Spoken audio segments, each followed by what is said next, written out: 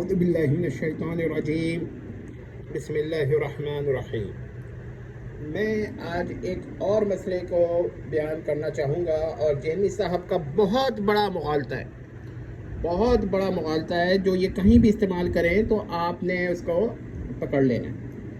پہلے تو یہ کہتے ہیں کہ بھائی احادیث کی اسنادی حیثیت دیکھی جائے، اگر حدیث صحیح ہے تو مان لیا جائے، حدیث ضعیف ہے تو نہیں مانا جائے۔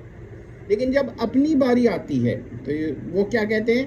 کہ بھائی حدیث تو ضعیف ہے، مگر کسی نے اسے ضعیف نہیں کہا، کسی نے اس کا انکار نہیں کیا، کسی نے اس کے خلاف کوئی دعویٰ اہل سنہ کے امام نے نہیں کیا، تو لہٰذا وہ صحیح ہو گئی، اس کو مان لیں اگرچہ اسنادی حیثیت اس کی کمزور ہو۔ اب یہاں پر میں ایک بات بتا دوں کہ حدیث اگر ضعیف ہے تو دو حال سے خالی نہیں ہے، یا تو وہ نہ سننے کے قابل ہے، نہ لکھنے کے قابل ہے، نہ استدلال کے قابل ہے، یا پھر یہ ہے کہ وہ استدلال کے قابل تو نہیں ہے لیکن لکھی جا سکتی ہے اور کہیں پڑھی بھی جا سکتی ہے علمی طور پر، تو لیکن استدلال نہیں ہو سکتا۔ لیکن یہ ہے کہ بعض حضرات جو ہیں جب وہ دیکھتے ہیں کہ ان کے خلاف، ان کے اپنے اصول کے خلاف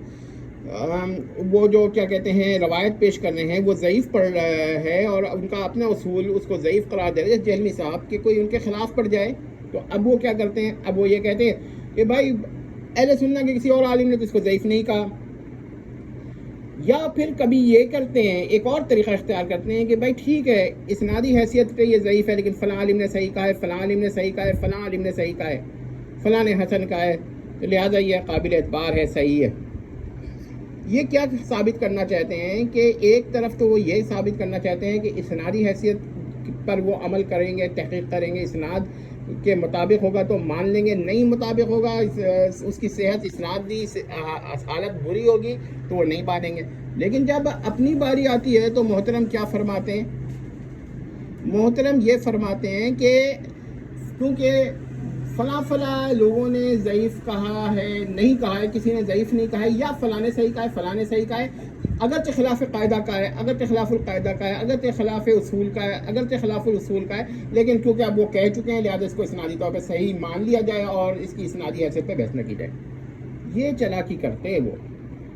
اب اس کا ہمارے پاس واضح جواب ہے کہ دیکھیے یہ نہیں چلے گا، اسنادی حیثیت ہے تو اسنادی حیثیت ہے، 1000 آدمی اسناد کے خلاف فیصلہ دیں گے تو وہ 1000 غلط ہوں گے۔ اسناد کا قانون، اصول الحدیث یہ غلط نہیں ہوگا، یہ نہیں ہوگا کہ اصول الحدیث میں روایت ضعیف ہے لیکن 15-20 آدمی، لاکھ آدمی، بڑے بڑے اکابر علماء نے صحیح کہہ دیا تو وہ روایت ٹھیک ہوگی۔ یہ پہلی بات سمجھ لیں، جہلمی صاحب کا مغالطہ بھی سمجھ لیجئے، ایسا نہیں ہوگا، یا تو پھر آپ کے اصول حدیث ہی نہیں مانتے وہ۔ دوسرا یہ ہے کہ جب جہلمی صاحب کہتے ہیں کہ بھائی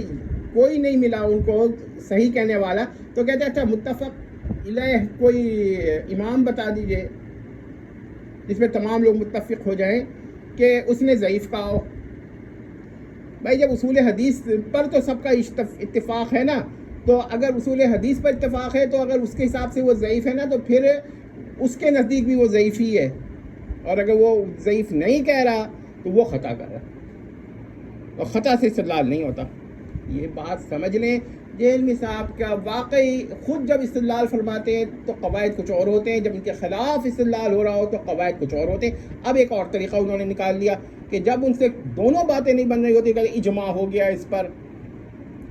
بھائی اجماع نقلاً الینا متواتراً ہے کہ نہیں ہے، یا جہلمی صاحب کے ذہن میں وہمی میں ہے، ہم نہیں مانتے اجماع اس پر، ایسے نہیں ثابت ہوتا اجماع، اور اگر اجماع ایسے ہی ثابت ہونے لگے نا تو بہت مسائل پیدا ہو جائیں۔ تو پھر تو یہ ہے کہ پھر تقلید کیوں نہیں مانتے، تقلید پہ تو اجماع ہو چکا ہے، اور جن حضرات نے کیا کہتے ہیں اختلاف کیا ہے تقلید سے وہ تو قلیل تعداد میں ہیں، اور ان کو باقی اگر لوگ اہل سنہ نہ مانیں تو پھر اہل سنہ کا اجماع ہو گیا، تو کیا کہ ایسے اجماع نہیں ہوتا ہے۔ پھر یہی بات ہے تو حضرت علی کے مولا ہونے پر بھی تو اجماع نہیں ہے، اگر آپ خوارج کو مسلمان مانتے ہو، جہلمی صاحب مانتے ہیں ان کو مسلمان، تو پھر تو اجماع تو جگہ جگہ ٹوٹ رہا ہے، کچھ بھی نہیں بچے گا۔ یہی بات ہے کہ جہلمی صاحب کے خلاف استدلال ہو تو قواعد کچھ اور ہیں جہلمی صاحب کے، اور جہلمی صاحب خود استدلال فرمائیں تو قواعد کچھ اور ہیں۔ اسی کو ہمارے دوست بھائی محمد علی لائبریری والے کہتے ہیں کہ قوم شعیب میں سے کچھ لوگ بچ گئے جن کے لینے کے بات الگ اور دینے کے بات الگ. میں کہتا ہوں خیر یہ تو ان کا ذرا سا بیان تھوڑا سا ٹھیک ہے، علمی ہے، لیکن میں یہ کہتا ہوں کہ جہلمی صاحب خود استدلال کرتے ہیں تو قواعد الگ، اور ان کے خلاف استدلال ہوتا ہے تو قواعد الگ. یہ ذرا تھوڑا ٹیکنیکل ہے اور بات ٹھیک ہے، وہی یہ اثر ہے. یہ بھی ہم کہیں گے کہ انہوں نے ٹھیک ہی کہا تھا. تو آپ لوگ کیا نہیں سمجھ سکتے؟ میں کہتا ہوں جہلمی صاحب کے ماننے والے ذرا سوچ لیں کہ اسنادی حیثیت اس کی اہمیت تو جہلمی صاحب بیان کرتے ہیں. خود ان کے خلاف استدلال ہو تو کبھی اجماع کا دعویٰ کر رہے ہیں، کبھی کہہ رہے ہیں کسی فلاں نے اس کو صحیح کہہ دیا ہے. کیا اصول حدیث جو ہے وہ شیخ البانی اور زبیر علی زئی پہ لاگو نہیں ہوتا؟ یا یہ کہ ان کے ماتحت ہو گیا ہے کہ جس کو صحیح کہہ دیا اب اصول حدیث میں ہی ترمیم ہوگی، یہ غلط نہیں ہو سکتے؟ ایسا نہیں ہے. یہ تو تقلید کی بدترین مثال ہے کہ ایک ضعیف الاسناد روایت کو زبیر علی زئی کے کہنے پر یا شیخ البانی رحمہ اللہ کے کہنے پر ہم صحیح مان لیں. ایسا نہیں ہو سکتا. قواعد سے چیک ہوگا، اگر انہوں نے صحیح کہا ہے تو ٹھیک ہے اصول کے حساب سے، اگر خلاف اصول کا ہے تو ان کے قول غلط ہوں گے، اصول حدیث پہ کوئی اعتراض نہیں ہوگا. اور یہ کہنا کہ بھائی کسی نے تو اس کو ضعیف کہا ہی نہیں، یہ ایک اور طریقہ، تو نہ کہے. کیا اصول حدیث جو ہے اس کی محتاج ہے کہ کوئی کہے بھی اس ایک آدمی؟ اس کا مطلب ہے یہ اصول حدیث کے منکر ہیں. ہاں ٹھیک ہے، لوگوں کے خلاف الزامی طور پر استعمال کر رہے ہیں لیکن اصلاً منکر ہے. والسلام تمت.